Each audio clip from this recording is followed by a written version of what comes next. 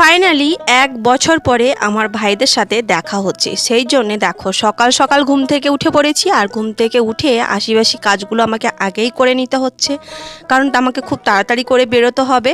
যদিও এখনও ভাইরা ট্রেন থেকে নামেনি, তো ওরা কিন্তু হাওড়া স্টেশনে নামবে আর ওখান থেকে বাস ধরে ধর্মতলায় আসবে, আর ধর্মতলা থেকে বাস ধরে আসবে বাড়িতে। তো আমার বরমশাই কিন্তু ভোর 4টের সময় উঠে চলে গেছে আমার ভাইদেরকে নিতে হাওড়া স্টেশনে। আর আমি কিন্তু দেখো এই যে সকালবেলা সমস্ত কাজবাজ সেরে খাওয়া দাওয়া সেরে মেয়েকে নিয়ে বেরিয়ে পড়েছি বাবার বাড়িতে যাওয়ার উদ্দেশ্যে। দেখো নিজের ভাই বলে কথা, আর ভাই বোনের একটা আলাদা সম্পর্ক থাকে, আলাদা ভালোবাসা থাকে। 1 বছর পরে ভাই আসছে, আমি যাব না তাই কখনো হয়? তো এদিকে দেখো বাবার বাড়িতে তো আমি অনেকক্ষণ চলে এসেছি, খাওয়া দাওয়া শেষ করে মা বাবা আমি আর মামাম সোনা বেরিয়ে পড়েছি আমরা ভেসেল ঘাটে আসার উদ্দেশ্যে। আর আমাদের বাড়িতে আসতে হলে কিন্তু এই যে নৌকা মানে ভেসেল পেরোতেই হবে। তো ভেসেল চলে এসছে, আর ফাইনালি ভাইরাও কিন্তু বাড়িতে এসছে। এখন বাজে কিন্তু ওই সন্ধ্যে 7টা। আজকে ট্রেন ঢুকতে হাওড়া স্টেশনে এতটাই লেট করেছে যে বাড়িতে আসতে এতটাই সন্ধে হয়ে গেছে।